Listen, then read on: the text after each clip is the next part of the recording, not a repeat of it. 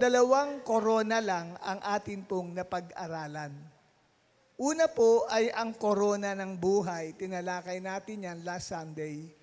Yan ay para sa mga nagtitiis at matatag na kumakapit pa rin sa Panginoong Yesus sa kabila po ng mabigat na pagsubok sa buhay na kanila pong hinaharap dahil mahal nila ang ating Panginoong Hesus. At yan po ay pinatunayan ng aklat ng Santiago 1, talatang 12.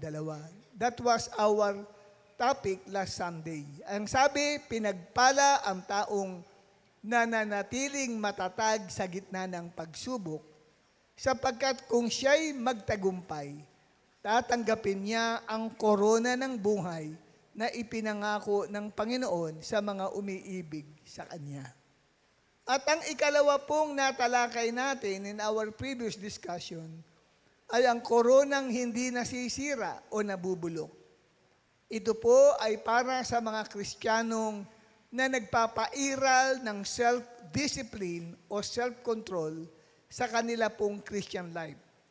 Sila din po yung mga Kristiyanong nabuhay sa kabanadan. At yan naman po ay pinatutunayan sa atin ng aklat ng unang Korinto 9, talatang 25, na sinasabi, ang bawat isang sumasali sa paligsahan ay may pagpipigil sa sarili sa lahat ng bagay.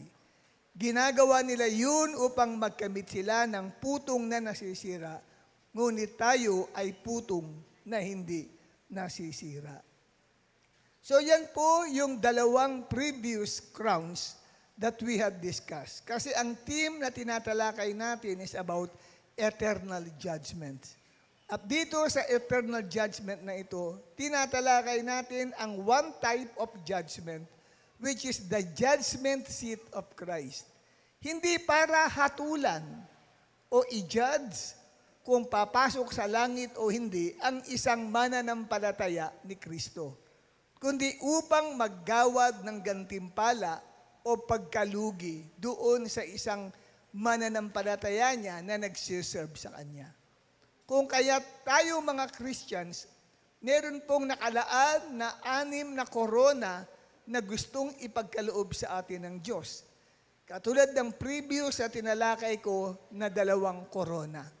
Ngayon dadako tayo sa ikatlong koronang atin pong pag-uusapan. Sa 6 na korona na tatanggapin ng mga mananampalataya ni Kristo, narito po ang ikatlong korona. Ito ay koronang matuwid. Sa English ay crown of righteousness o korona ng katuwiran o koronang matuwid. At yan ay makikita natin sa 2 Timoteo 4, talatang 7 hanggang 8. Ang sabi po dito ni Pablo, nakipaglaban ako ng mabuti. Natapos ko na ang aking takbuhin. Nanatili ako sa pananampalataya. Ngayon ay nakalaan na sa akin ang koronang inilaan sa mga matuwid, na sa araw na yun ay igagawad sa akin ng Panginoon ang makatarungang hukom, ngunit ito'y hindi lamang sa akin, kundi sa lahat ng nananabik sa kanyang muling pagdating. So, magandang araw po sa inyong lahat. Magandang araw din sa akin. Magandang araw po. Happy Mother's Day sa lahat ng nanay. Tumayo nga po lahat ng nanay na nandito. Sige, tumayo po kayo, lahat ng nanay. Pati yung mga nakikinanay na rin, tumayo na rin. Ayan, ang dami pong natay natin. Palakpakan natin si Lord sa kanilang buhay. Makakaupo na po kayo ngayon. Ngayong araw, gusto ko pong parangalan ang mga ina. Hindi lang po sa pamamagitan ng pagbati sa kanila, kundi sa pamamagitan din po ng salita ng Diyos na akin pong ipangangaral. Ayon po sa ating tinatalakay na ikatlong korona na ibibigay ng Diyos sa mga mananampalataya po niya, sabi ni Apostle Paul ay may korona na tinatawag na crown of righteousness o sa Tagalog ay korona ng matuwid na inihahanda ng Diyos para sa lahat ng umiibig sa pagbabalik ni Jesus Christ at ang laging nasa isip ay ang pagbabalik ni Jesus. At ngayong Mother's Day, gusto ko pong ipakita na maraming nanay, kahit hindi na sila napapansin ng kanilang mga anak, ay lumalakad papunta sa koronang ito. So atin pong ilalapat ang selebrasyon ng Mother's Day sa aking topic about the crown of righteousness. Tulungan ako ng Diyos na mailapat ko po ito. Ano ba ang koronang ng matuwid o the crown of righteousness? Ito po ay gantimpala mula sa Diyos. Gantimpala para sa mga nananatiling tapat sa Panginoong Yesus. Para sa mga sabik na sabik sa pagbabalik ni Lord Jesus Christ. Yan po ay gantimpala na tinatawag na crown of righteousness o korona ng matuwid. At ano pa ang korona ng matuwid? Hindi po ito korona sa lupa. Sapagkat ang korona sa lupa ay pansamantala lamang. Ngunit ang koronang ito na buwat sa Panginoon ay eternal crown o eternal reward ni Jesus Christ. Sa mundo po ay may ginagawad na the Best Mom Award. May ibinibigay. Sa Tagalog ay ulirang ina. Pero sa langit, may eternal crown din para sa mga nanay na hindi nasisira o hindi po nawawala. At ano po yung eternal crown na yan na binabanggit? Ito po ay tumutukoy sa ating paggunita sa Mother's Day na ang paksang tatalakanin natin ngayon ay ang nanay na may koronang matuwid. The mother who has a crown of righteousness. Next slide natin. Yan po ang ating papaksain. Ang mother na mayroong koronang matuwid o crown of righteousness. Sino ang mga kananayan dito? Taas ang kamay ng mga kananayan. Ayan. Ang paksa natin is what? The mother who has a crown of righteousness. Ang nanay na may koronang matuwid. Sino ang nanay na tatanggap ng koronang matuwid? Sino po ba ito? Anong uri ng mother ang tatanggap ng korona ng matuwid na ipinangako ng Panginoon? Una po, ay ang nanay na lumalaban na mabuting laban. Isang mother na hindi po madaling sumuko. Sino ang mga nanay na hindi madaling sumuko? Sino ang nanay na lumalaban dito? Sabi ng 2 Timoteo 4, talatang 7.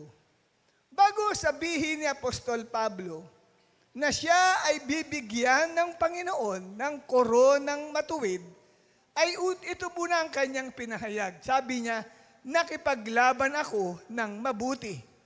So sa makatuwid, ito po pala ang pakikipaglaban ng matuwid na ito, ay kung gagawin niya ng isang nanay, yan po kapatid, ay tunay na tatanggap siya ng korona ng matuwid.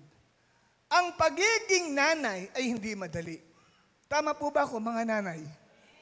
Sabi mo sa katabi mo, ang pagiging nanay ay hindi matuwid. Bakit? May laban ito araw-araw. Parang nasa boksingan yan araw-araw. Para siya si Manny Pacquiao na nakikipaglaban araw-araw.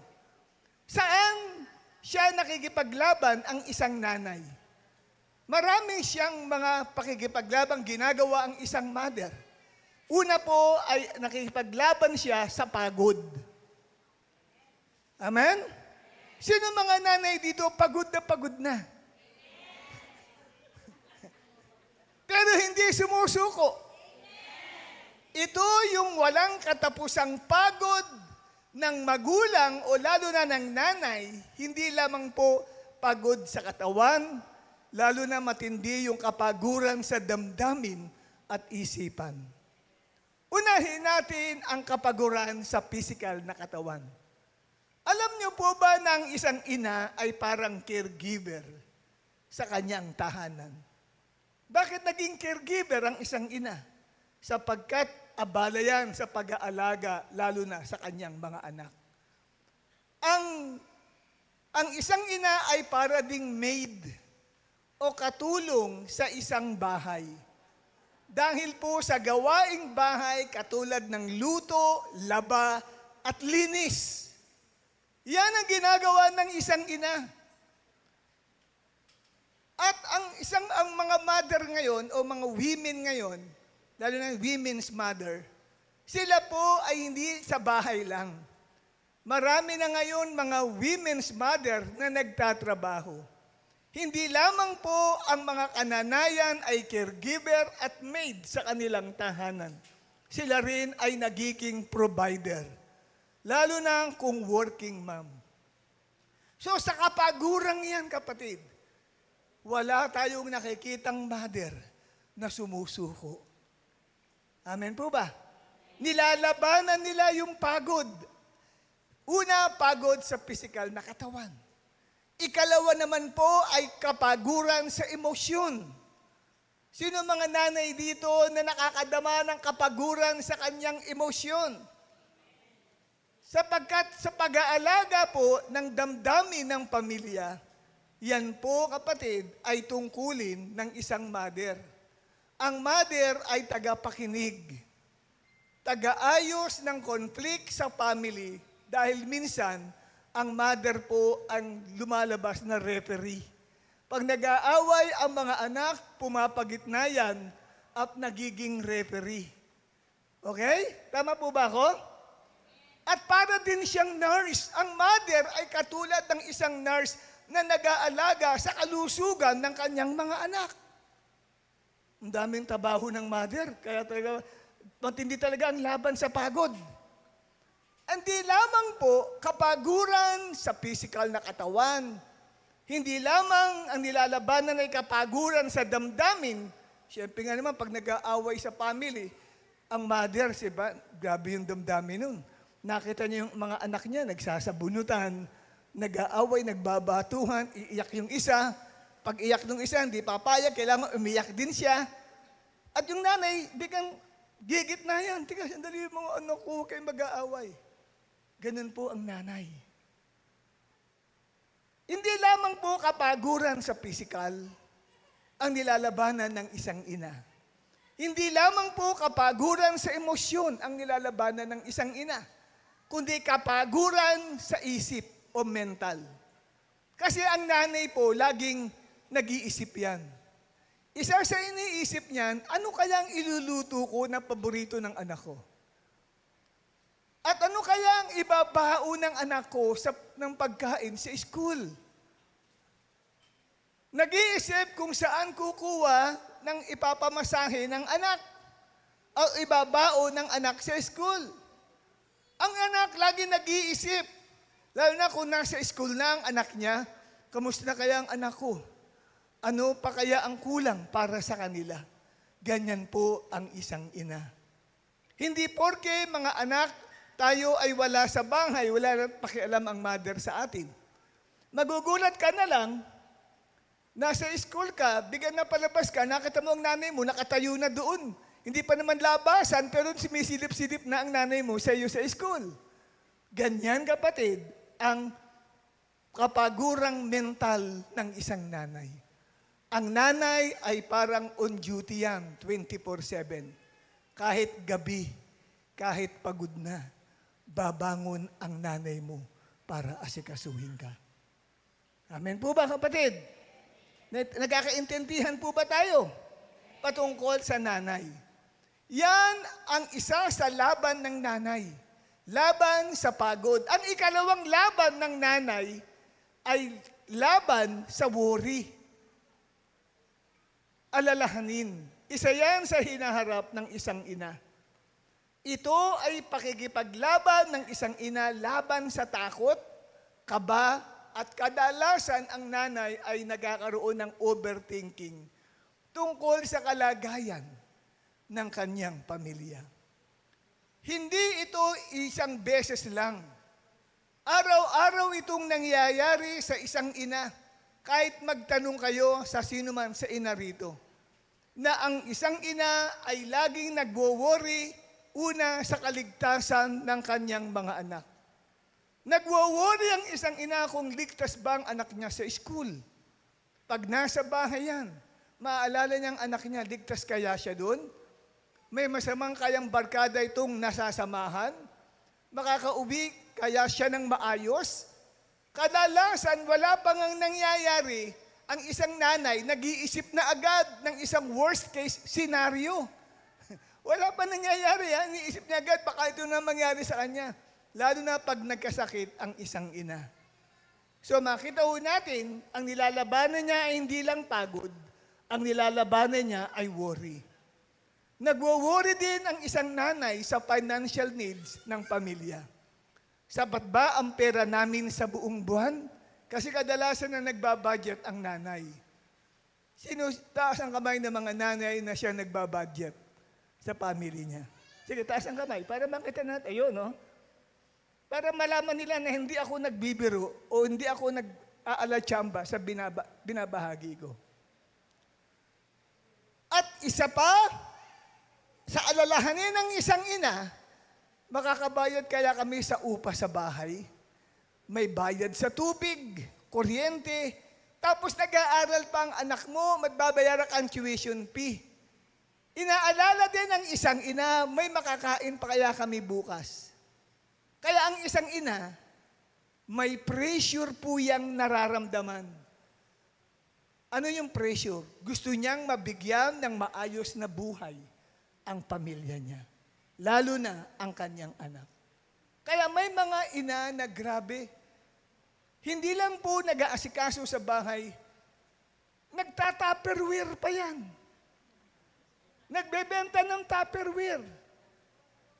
Nung ako ay nasa San Jose, Nueva Ecija, guest ako sa isang church doon, may isang nanay ako nakausap doon. Na ang sabi ng nanay sa akin, alam mo, Pastor Perdi, aside doon sa pag-aalaga ko sa anak ko, sa mga anak ko, ako rin ay nagbabahay-bahay. Ay, nagsishare po kayo ng gospel? Hindi. Nagta-tupperware ako. Nagbebenta siya ng tupperware. Bakit po? Kasi alam mo naman, ang daming gastos. Kasi 7 ang anak ko, lahat sila nag-aaral. Kulang ang sahod ng asawa ko. Isang construction worker lang ang asawa ko. Paano kami mabubuhay? Ganyan ang isang puso ng isang ina. Amen? At nakita natin dito, ang worry ng isang ina ay hindi lamang po sa present needs. Kasama din sa worry ng isang ina, yung future ng kanyang mga anak. At maaring iniisip ng isang ina, tinatanong niya sa kanyang sarili, magiging maayos kaya ang buhay ng mga anak ko sa hinaharap? Makakakilala kaya sila sa Panginoon? Hindi kaya sila maligaw sa tunay na pananampalataya? Isa sa worry nito sa future, maliligtas kaya ang mga anak ko? Makakasama ko kaya sila sa heaven? Yung iba naman, ang kanilang future, magiging successful kaya ang anak ko? O matutulad sa mga barkada niya, sa mga kakilala ko, walang nangyari sa buhay nila. Paano na kaya ang anak ko? Yan ang mga worries po ng magulang. Kaya dito, ang worry po kasi, ano ba ibig sabihin ng worry? Ang worry ay parang ini-imagine mo ang problema na hindi pa dumarating. Yun ang worry. Wala pang dumating na problema, pero ini-imagine mo, magkakaroon ka. Yan ang worry. Yan ay isa sa mga nilalabanan ng isang ina. Nanay, ito sinasabi ko sa iyo, ang laban mo ay hindi sayang. Ang laban mo ay good fight sa mata ng Diyos. Bakit? May isa akong ilustrasyon ikikwento sa inyo. May isang nanay, walang tulog, dahil sa pag-aalaga sa bagong panganay na anak. Tahimik lang, walang reklamo si nanay. Walang nakakakita sa ginagawa niyang sakripisyo sa una niyang anak. Pero ang Diyos, nakikita ka. Nung lumaki yung anak, nagbinata o nagdalaga, Wagas kung sigaw-sigawan ang nanay niya. Wagas kung utos-utusan ang nanay niya. Wagas kung sumagot at mura-murahin ang nanay niya. Pero ang nanay, tahimik lang. Nangingilid ang luha sa mga mata ng nanay. Pinipigil na wag makita ng anak ang kanyang pag-iyak. Walang nakakakita sa iyo, nanay, pero nakikita ng Diyos ang luha sa iyong mga mata. Nanay, ang lahat ng sakripisyo mo ay nakikita ng Diyos. And one day, tatanggap ka ng korona ng pagiging matuwid. Amen po ba? Palakpakan naman natin ang mga kananayan. So, sino ang nanay na tatanggap ng koronang matuwid? Ang nanay na marunong lumaban. Lumalaban saan? Sa pagod. Lumalaban saan? Sa worry. Ano pa? Ano pa nilalabanan ng nanay? Uy, mga nanay, masumagot kayo. Ano pa nilalabanan ng nanay? Kaisipang mental. Naku, matindi po yan. Kaya may mga nanay na pupunta sa mental hospital. Alam niyo ba? Dahil po sa hindi makayanan yung pressure sa buhay. Pero may mga nanay tayong kilala. Lalo na marami ditong nanay lumalaban. Amen? At ang ikalawang nanay na tatanggap ng koronang matuwid ay ang nanay na hindi iniiwan ang pagiging ina. Pwede ba yun? May nanay ba na nag-iiwan ng pagiging nanay niya sa kanyang mga anak? May kilala kayo? Tabas ka ang kamay kung may kilala kayo. Nanay, iniwan ang anak. Taas po, gusto ko lang makita. Kung may kilala kayo, may kilala. May kilala si sister. Sino? Sino pa rito? Kung may kilala kayo. Nanay, iniwan ang kanyang pagiging ina sa kanyang mga anak. Sa ikalawang Timoteo 4, talatang 7 hanggang 8, ang sabi ni Apostol Pablo, hindi lamang siya nakipaglaban ng mabuti. Natapos ko na rin ang aking takbuhin, sabi ni Apostol Pablo. So ilalapat natin yung sinabi niya sa mga kananayan. Amen? Nanay, tapusin mo ang iyong takbuhin. Ang marathon race ay isang pagsasalarawan ng buhay ng isang ina. Alam niyo yung marathon race? Di ba? Ito po ay isang takbuhin na mahaba. Pwedeng 10 kilometers ang tatakbuhin. Yung iba ay 30, 40 kilometers. Mahabaan po yan na takbuhin. At yung marathon race na yan ay pagsasalarawan ng buhay ng isang nanay na nandito ngayon. Ibig sabihin, itong marathon race ay hindi mabilisang takbuhan. Ang pagiging ina ay hindi po natatapos sa isang araw lang. Sino rito ang pagiging nanay mo ay for one day lang? Wala po. Wala ding nanay dito na pang 1 week lamang siya. O nanay ako ha, sabi sa mga anak niya, mga anak, nanay niyo ko for 1 month.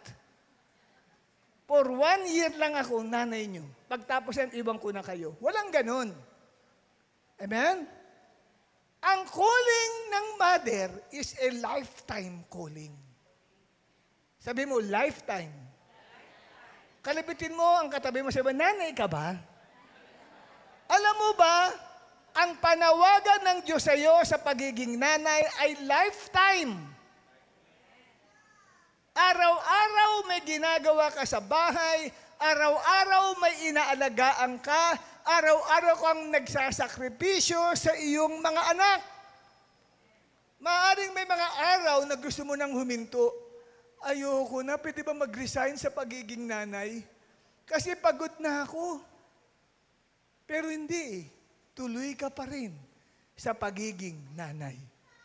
Ang tunay na nanay na tatanggap ng korona ng matuwid ay yung hindi mabilis magsimula. Mapapagod ka kaagad kung tatakbo ka sa marathon race, ang bilis mo agad, tumatakbo ka agad ng 50 kilometers per hour, hindi ka makakatapos ng takbuhin. Kundi, yun pong nanay, natatanggap ng korona ng katuwiran o ng pagiging matuwid sa harapan ng Diyos, ay yung nanay na hindi tumitigil matapos ang takbuhin niya bilang isang ina. Natatapos lang ang pagiging ina nung tao pag lumisan na siya sa mundong ibabaw. Pag siya ay sumakabilang buhay na po. O pag siya ay sumakabilang bahay na si nanay. Di ba may ganyan? Iniiwan ang kanyang mga anak dahil sumakabilang bahay. Amen? May ganun. Yung iba naman, hindi sumakabilang bahay, sumakabilang buhay. Kaya ang pagiging isang nanay ay lifetime. Ang marathon race, gaya ng aking nabanggit sa inyo, ay katulad ng isang ina, puno ng sakripisyo. Pero sa dulo, may gantimpala mula sa Diyos. At ang gantimpala ng isang ina ay ang korona ng matuwid. Hindi mahalaga kung gaano ka kabilis kumilos, nanay. Mahalaga, hindi ka tumitigil sa pagiging ina. Amen po ba? Meron ba rito tumigil na sa pagiging nanay? Mula ngayon, wala na akong pakialam sa inyo, mga anak. Titigil na ako sa pagiging ina. Walang ganun eh. Bihirang mangyari po yun. Amen po ba? Kaya kung meron dito, nagbabalak na tumigil ka na sa pagiging nanay at gusto mong ibenta na lang ang mga anak mo o ipaampun mo sa iba, may mga ganong nanay, nagpapaampun ng iba. Di ba? May kilala kayo, nagpapaampun na lang. Ipapaampon ko na lang kayo. Di ba? May galit minsan sa galit ng nanay sa mga anak niya. Ang kukulit ninyo, ipapaiyakan ng mga nanay, Nay, wag po. Di ba? May ganon. Pero totoo, may mga nanay na nagpapaampon ng anak. Kasi hindi nila kayang buhayin. Naawa sila sa paglaki ng anak nila. Magiging busabos lang ang buhay. Kaya lang, doon sa pinaampon, hindi niya mauunawaan ang bagay na yun. Paglaki nun, may hinanakit yun sa nanay niya o sa magulang niya na pinaampun siya sa iba. Yun, nasa ikalawa po tayo, kanina. Ano yung ikalawa? Kung nakikinig nga ba kayo? Sino ang nanay na tatanggap ng korona ng matuwid? Ang nanay na hindi iniiwan ang pagiging nanay o pagiging ina. Nananatili pa rin hanggang kamatayan. Ikatlo, sino ang nanay na tatanggap ng koronang matuwid?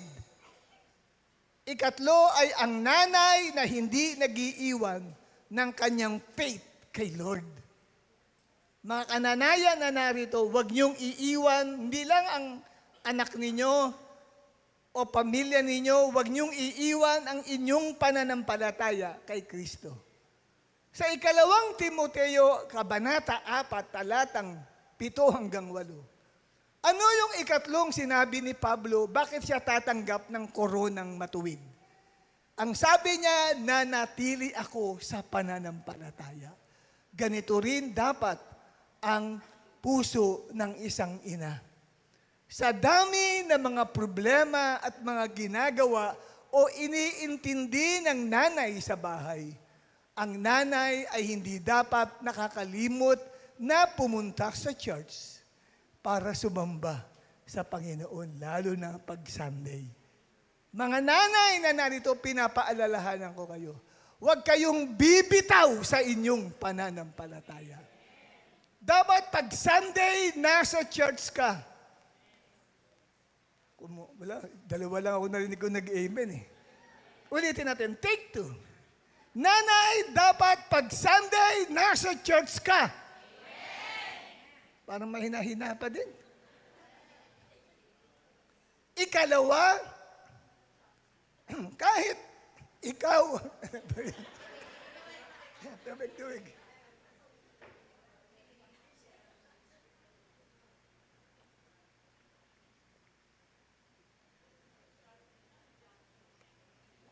Thank you, brother. Thank you, brother. Yan. Lumubog na siya. Nung last Sunday, nilunok ko na lang eh. Nalala niyo yung last Sunday na alam ko, may problema lalabas. Nilunok ko na lang, nawala yung problema, yung aking malat. Ngayon naman, buti may tubig. Ikalawa, nanay, kahit gaano man ka-busy ka, huwag kang bibitaw sa pananampalataya mo. Magbasa ka ng Bible sa bahay. Ipakita mo sa mga anak mo ang patungkol sa iyong pananampalataya sa Diyos. Makikita ng mga anak mo nagbabasa ng Bible si nanay. Nay, ano yan? Ano yung binabasa mo, Nay? Anak, Bible yan. Bakit niyo po binabasa yan, Nay? Kasi salita ng Diyos yan, anak. Kailangan natin to sa ating buhay. Dahil hindi mabubuhay ang tao sa tinapay lang na binibigay ko sa iyo, kundi sa bawat salita ng Diyos na lumalabas sa bibig ng Diyos. Ayun. Paglaki ko, magbabasa rin ako na ng Bible. Kasi nagiging ehemplo ka ng pananampalataya sa mga anak mo. At ang nanay, kahit gaano man ang mga intindihin sa bahay, hindi nakakalimot mag-pray para sa mga anak niya at sa buong pamilya niya araw-araw. Ang nanay, gabi-gabi ay nagdadasal para sa anak. Kahit hindi alam ng anak, alam niyo po, ang panalangin ng mother ay may kapangyarihan. Marami akong nabasang testimonies patungkol sa mga mothers. Ang sabi nga ay, the mother's love is a touch of miracle. May nabasa akong ganung libro. The mother's love is a touch of miracle. Kasi may in-interview yung isang nanay.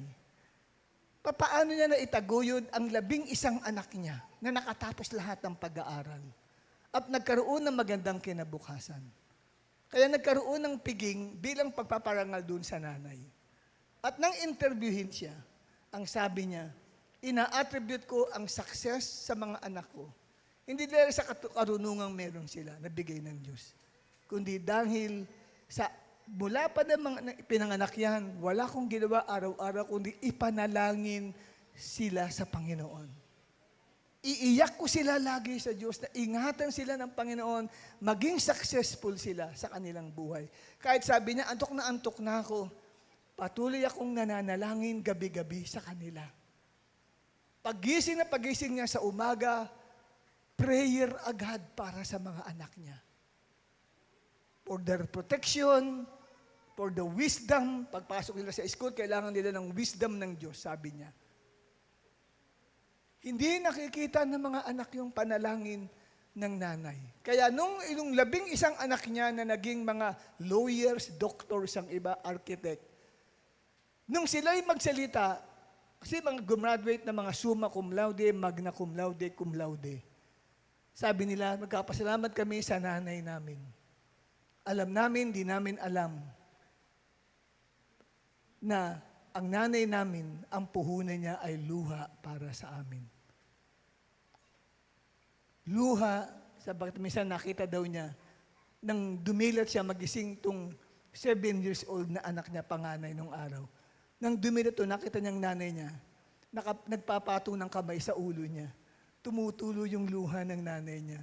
Sabi niya, Ma, ba't ka umiiyak? Wala anak, sige, patuloy ka matulog. At natatak sa isip niya, ang nanay namin, araw-araw, gabi-gabi, lagi kaming isinasama sa panalangin. Kaya daw naging successful sila sa kanilang buhay. At ikaapat, sa dami ng mga problema at mga ginagawa o intindihin ng isang nanay sa bahay, hindi ito nakakalimot na maipamana sa mga anak ang kanyang pananampalataya sa pamagitan ng pagtuturo ng salita ng Diyos sa mga ito. Mga nanay, dapat po ay naipamamana ninyo ang inyong faith sa mga anak nyo.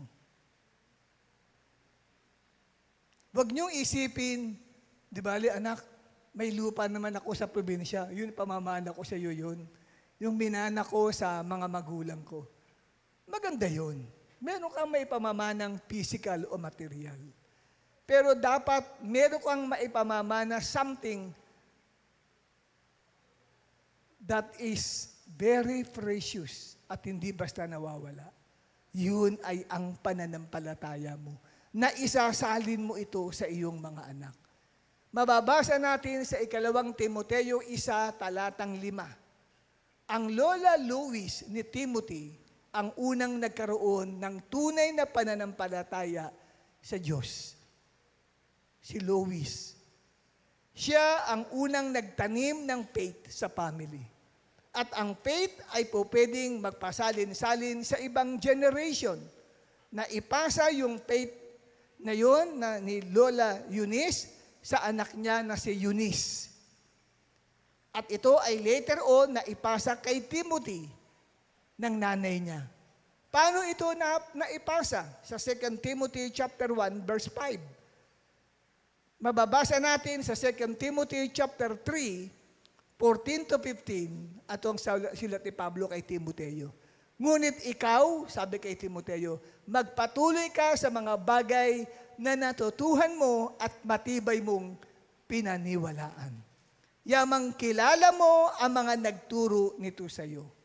Mula pa sa iyong pagkabata, sabi sa kanya, ay alam mo na ang banal na kasulatan. From a child, sabi nun, thou hast known the Holy Scriptures. Mula sa pagkabata, alam mo na ang banal na kasulatan. Tapos, babalikan mo yung 2 Timothy chapter 1 verse 5 na kung saan ay nakapaloob doon. Pinupuri ni Pablo yung grandmother ni Timothy, si Lois. Sabi, siya ang unang nagtanim ng pananampalataya sa pamilya. At yung nanay mo ay nasalinan ng faith ng lola mo. At mula sa nanay mo na isalin sa iyo ang kanyang pananampalataya. Paano na isalin? Sabi, mula sa pagkabata, alam mo na ang banal na kasulatan. Paano natuto si Timothy ng banal na kasulatan? Sino ang nagturo sa kanya nung maliit pa siya? Ang nanay niya. Amen?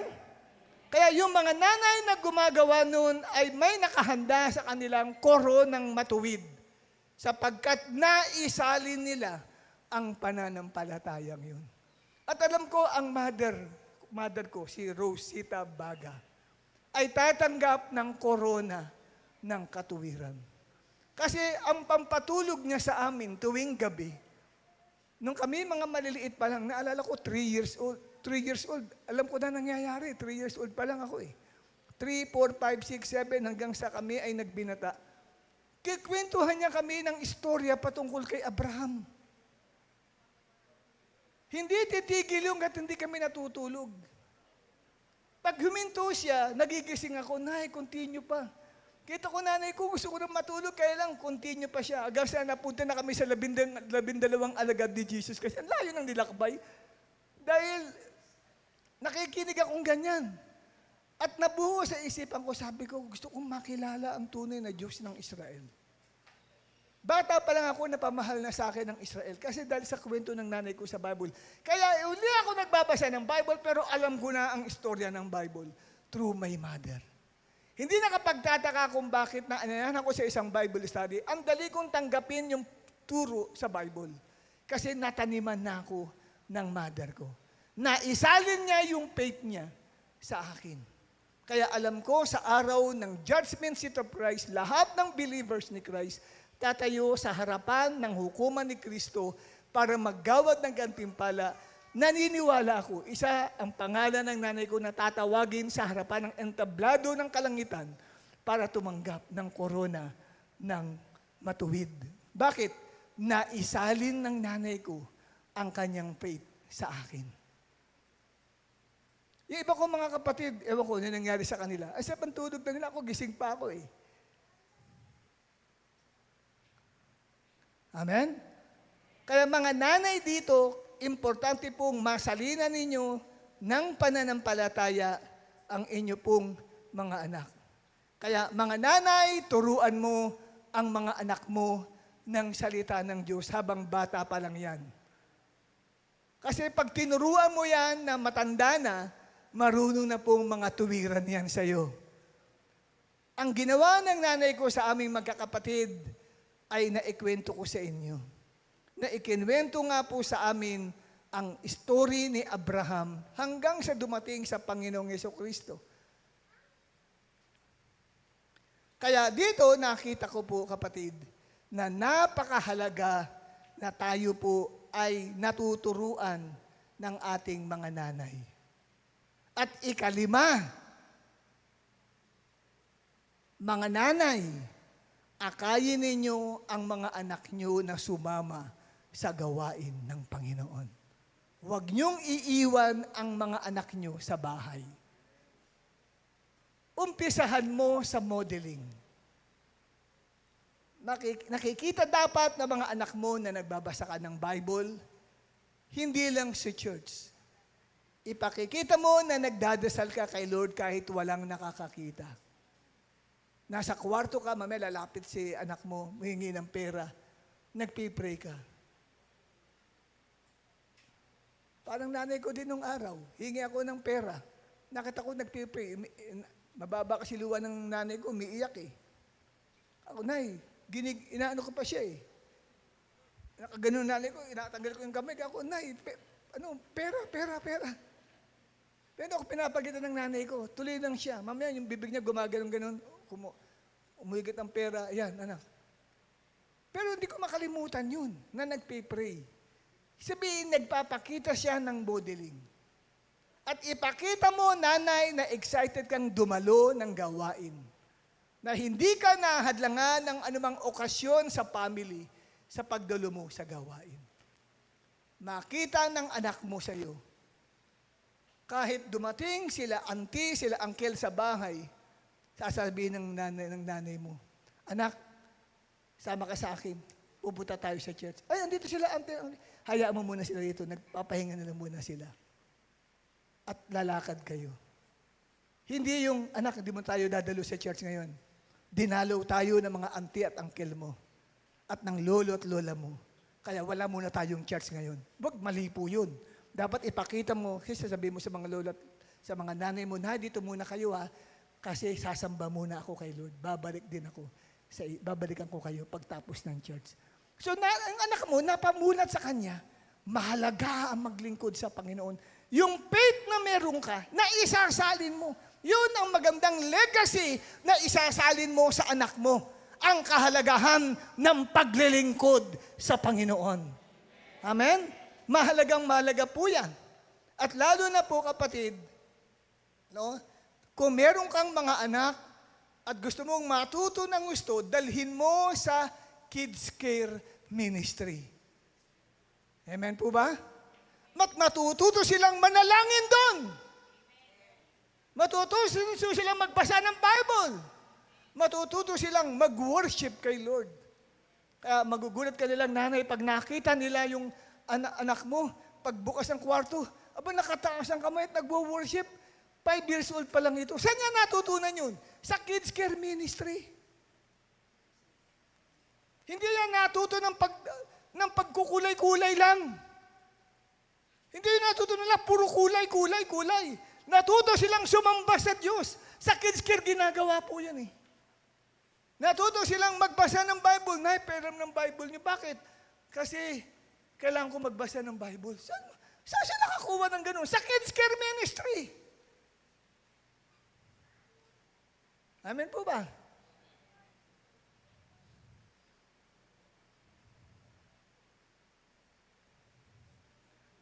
At kung meron tayong gathering na young professional at may anak kang nagtatrabaho, anak mo, dalhin mo sa young pro.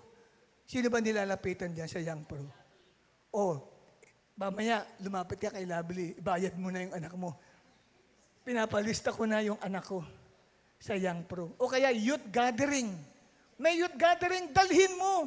Hindi yung sila lang papuntahin mo. Ikaw magsasama sa kanya. Sige anak, pumunta ka. Parang sa school, dinadala mo yung mga anak mo. Kasi sinasalinan mo siya ng legacy ng iyong pananampalataya. Ikaw ang nagtutulak sa mga anak mo, dalhin sila, ini-encourage mo sila. Lalo na pag Sunday, wag mong iiwan ng anak mo sa bahay at maghapon siyang manonood ng TV. Maghapon siyang nasa gadget. Wag.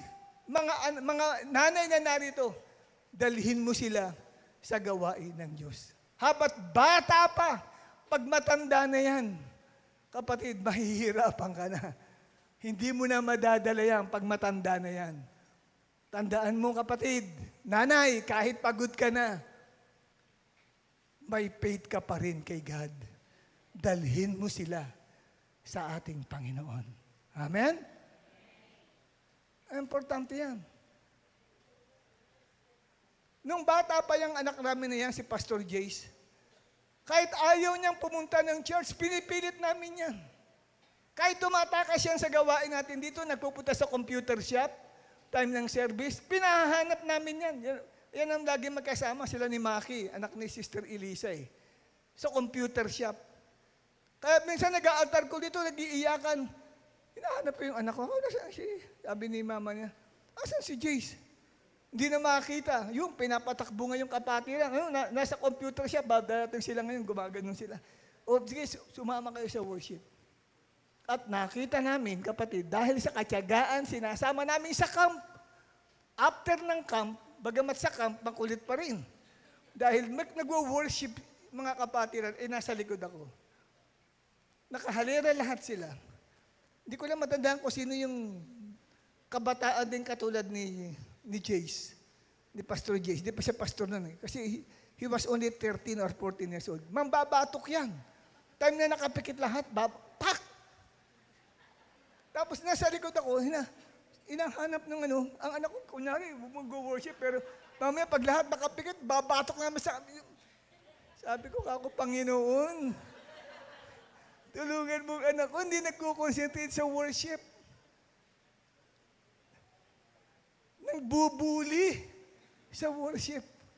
Tapos isang Sunday, pagtapos ng camp, pagdating dito sa church, may kinakasal ako. Kasi si Pastora Isabel ang mangangaral sa afternoon service na yun.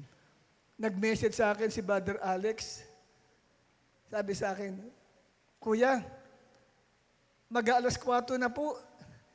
Hindi pa nagpipit si Pastora. Puro praise, nasa praise and worship pa rin po eh.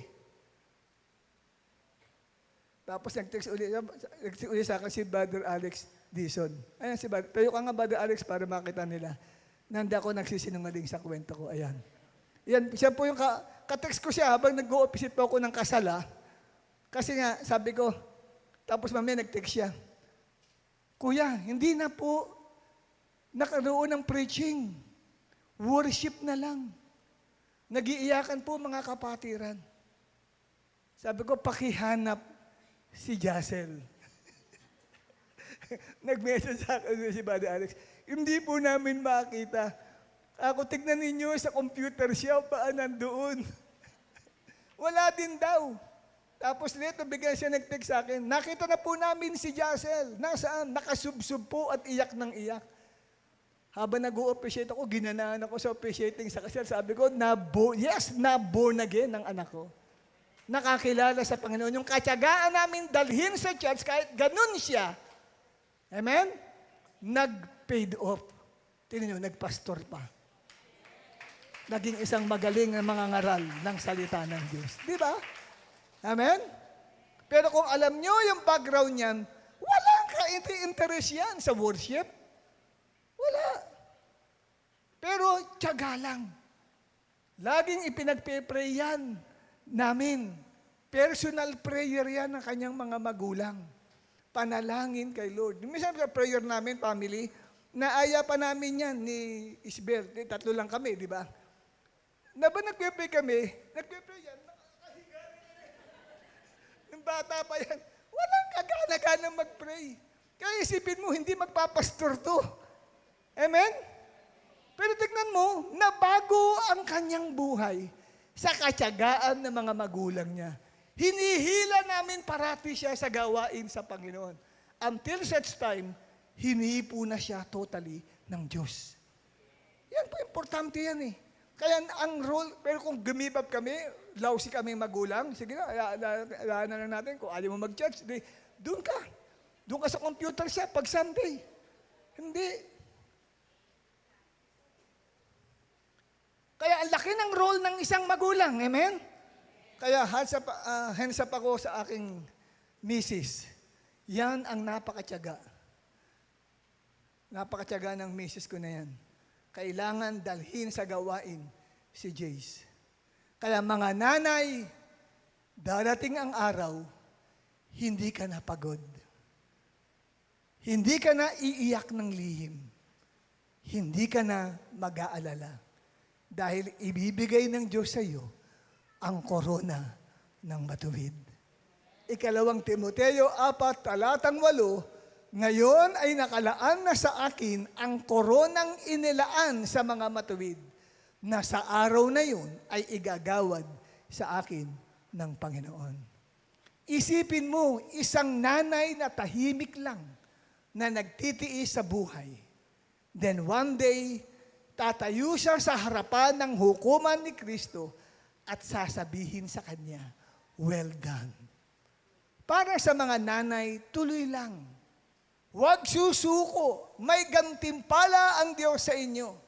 At para sa mga anak na nandito ngayon, i-honor nyo ang nanay nyo.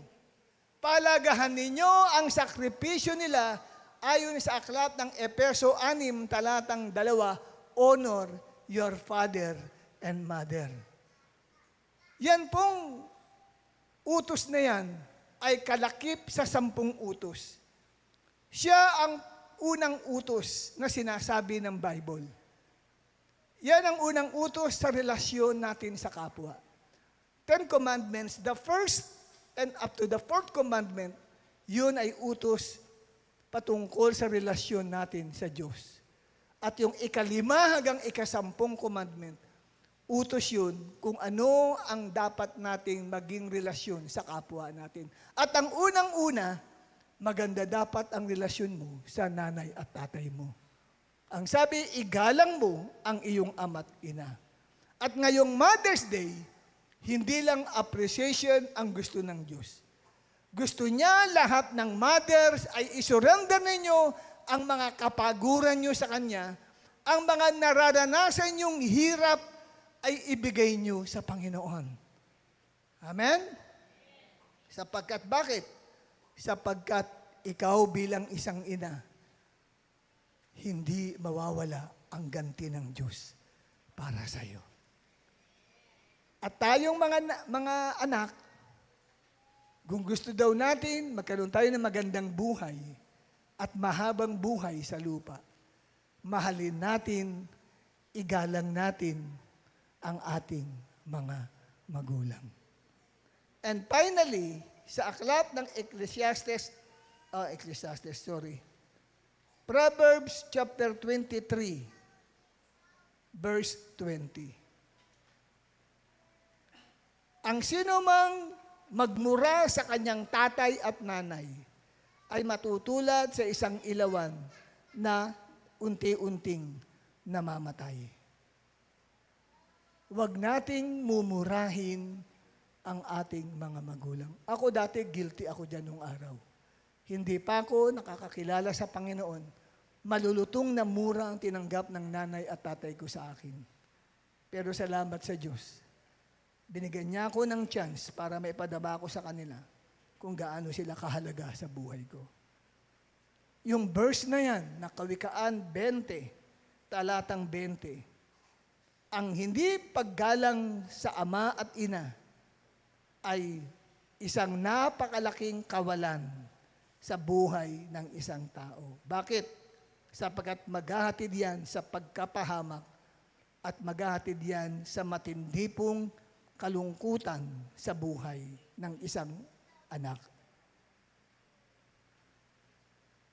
Kaya ang mga magulang natin, hindi natin basta-basta sinisigawan.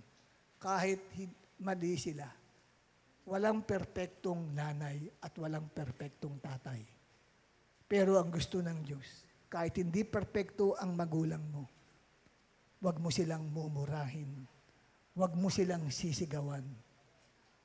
Irespeto mo sila upang gumanda ang buhay mo dito sa lupa.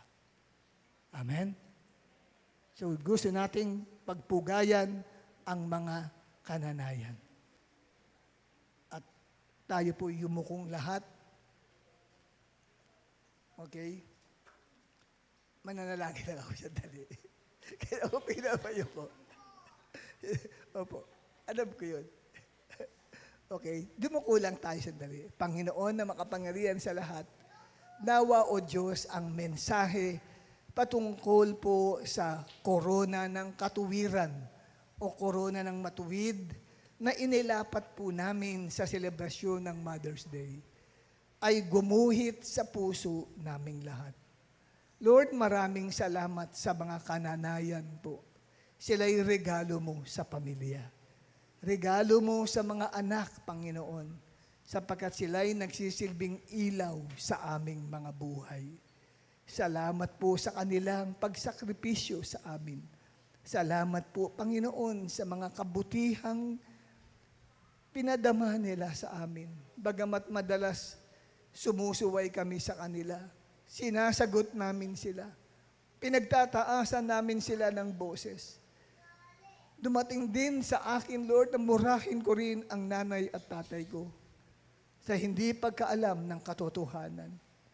Alam ko, O Diyos, hindi pa rin matatawaran ang kanilang sakripisyo sa aming buhay. Salamat po. Pinagkakatiwala ko sa iyo ang mga kananayan sa iyo pong mapagpalang kamay.